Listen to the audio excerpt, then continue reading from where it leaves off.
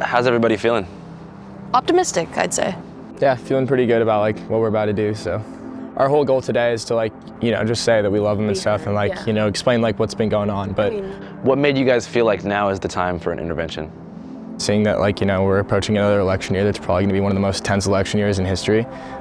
Just getting Kelly on the right path before something like that starts seems like the right idea. And I'm really glad that I reached out to you and that we're here today because this is like the best possible scenario that I think we could ever be in. For sure. Thankfully, I was able to enlist the help of a professional interventionist named Heather Hayes, who agreed to take the case on pro bono. Hey, thanks so much for coming. I really appreciate it. Good to see you. Yeah, good to see you too. Absolutely. So I'm Heather Hayes. I'm a family consultant. I work out of Atlanta, but I work nationally and internationally all over helping families come together and put together plans for healing. How many times do you think you've done this before? Oh, I've done probably 3,000. Needless to say, I felt like we were in good hands. For today, I think what's most important is that the family be able to talk about their feelings, where they're at, and what their wishes and desires are for hope and healing. So anyway, I'm really honored to be here. And my goal for today is that we just have a loving, respectful talk. I'm gonna give some ground rules. We are not talking about politics, but what we are gonna talk about is we're gonna talk about relationships and how you all can feel more connected. What's important is that even though we're all different, which makes us unique and individual, is that we learn how to connect in ways, feel closer to each other. They love you. There is so much love for you in this room. They miss you.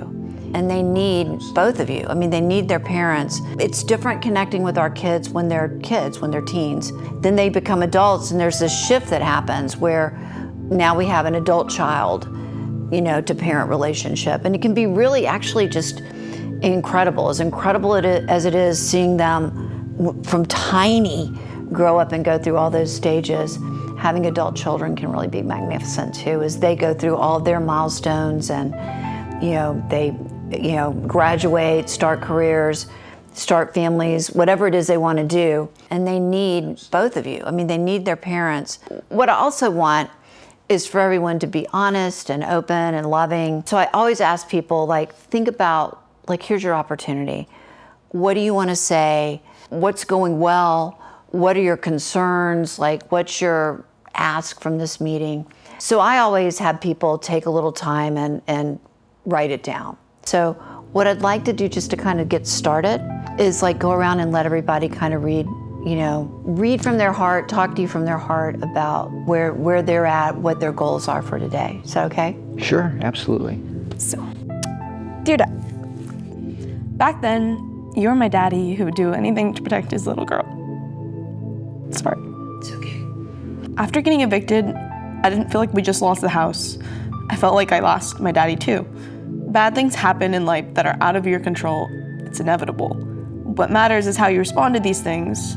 And when our family broke apart, you left it to Mom to get us back together. I don't exactly blame you for that, but I blame you for your lack of involvement and responsibility. Having an absent father for the last 7 years has affected me in so many ways. I've gone through so much that you don't even know about. I've been battling with an eating disorder for the last 3 years. And when I was at my lowest, I truly couldn't see a way out. And I can see the light at the end of the tunnel now. If I can get help and try to change, you can too. I'd like to think that I have a good understanding of why you are the way you are, and I'm not here to judge you for it. None of us are. I just want you to confront the things that are holding you back from living life to the fullest. I'm writing this letter to remind you of how much I love you and that you'll always be my dad no matter what.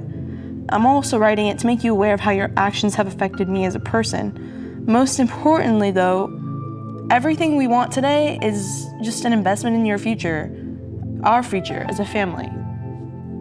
That's all. Thank you, Sid. Love you, Sid. Dad, Pops, I have so many great memories of us. You have taught me how to do things, always do the right thing, even if it's not easy. I am proud to be your one and only son. However, at the cost of not having you present, all I could ever want from you is something money could never buy. I want you to be my dad again. I want us to rebuild what we have and take a step in the right direction. All of this is still possible, and it's not too late to start or do the right thing. I love you, Dad, and will always However, we need to come together and make the right choices to get you to a healthy place where the dynamic of our family can be restored. That'll be a hard road ahead of us. However, I firmly believe with the utmost confidence we can accomplish this task and have you be a great father again. I love you, Dad, and I want nothing more than you being here for me and the family again. I love you. Dad, I don't know who my father is anymore. I'm scared of the man I see. I know you love me, but I don't feel loved by you. You love talking about the idea of me, your UCLA graduate daughter that you're so proud of, but I don't actually feel that love. I feel like a prop more. Bonus points for that one time you told me I was going to hell for being gay, and the same phone call that you called and asked me for money. That happened. 5 kids, Dad. Not that that happened anytime soon. You wouldn't be fit to see them. It is so difficult to be mourning you while you're still alive. We haven't been a family, and it's not because we don't have a house, but because me, Kyle, and Sydney don't have a father. But most importantly, I don't know how many times I need to say this, I want you to come back to your family. I need my dad's love and support.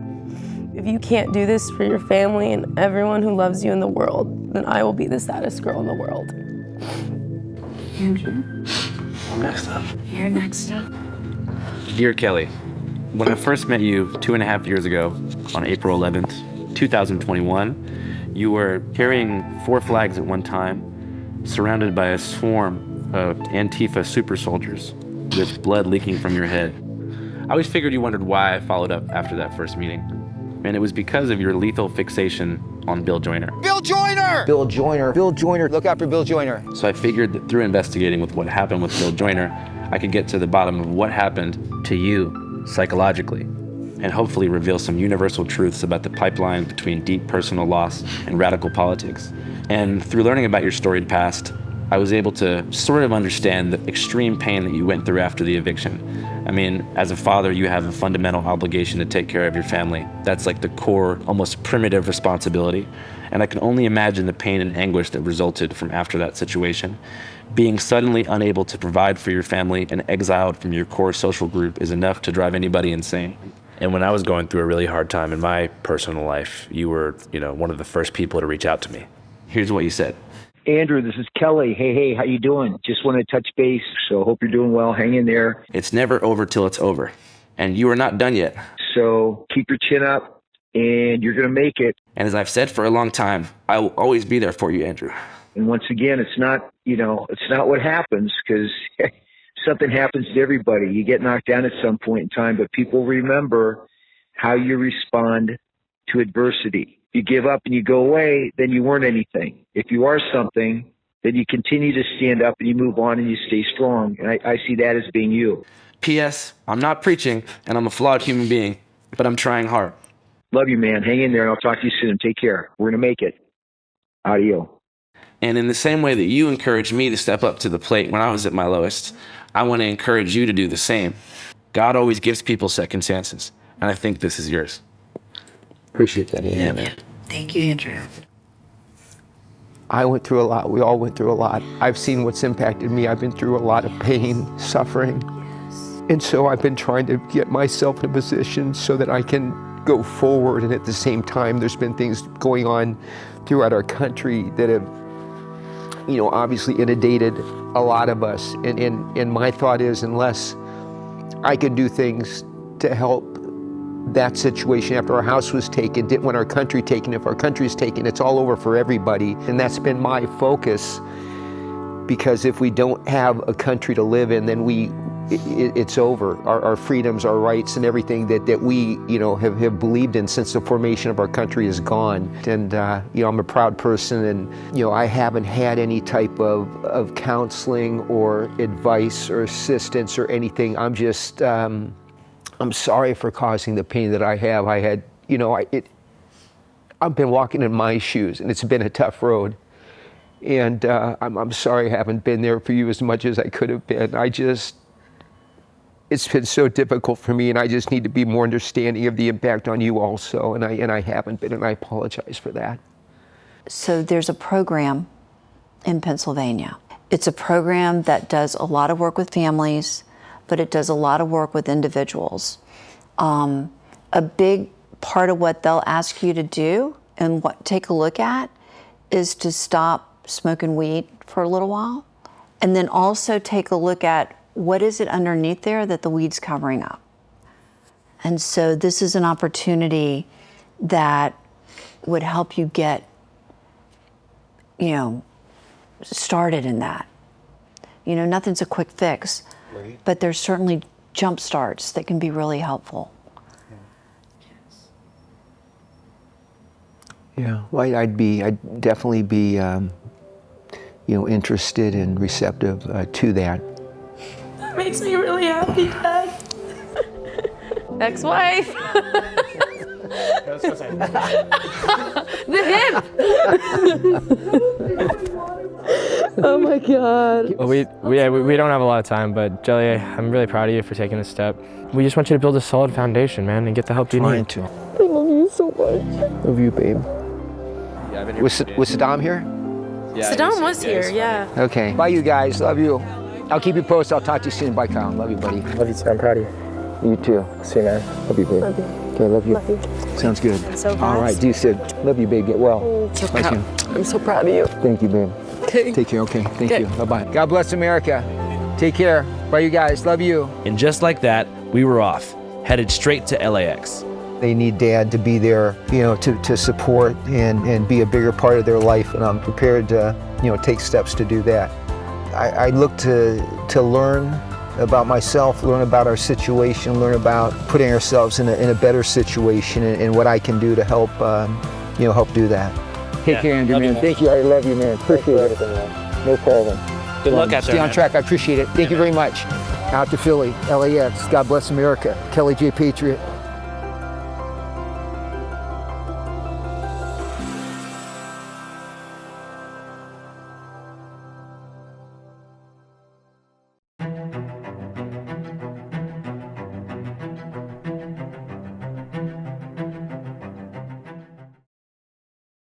What you just saw is a clip from our new documentary, Dear Kelly, which is currently streaming exclusively at www.dearkellyfilm.com for the low rental price of $5.55, or you can buy the whole thing for life for $15.55. The film explores the life and times of Kelly Johnson, aka Kelly J. Patriot, God bless America! who I met at the White Lives Matter rally in 2021, I think you know where I was on January 6th. and aims to help him break free from the cycle of shame and revenge that began after he lost his home in 2017 after a foreclosure. It's a film that I shot over the course of 4 years and is very near and dear to my heart, so if you want to check it out, it would mean a lot. Like I said, it's streaming now at www.dearkellyfilm.com. Appreciate you guys. Channel 5 Live Worldwide, Hollywood and Vine. Fuck the authority, Channel 5 News. Channel 55. We don't fuck with custers. And 5 is the best number.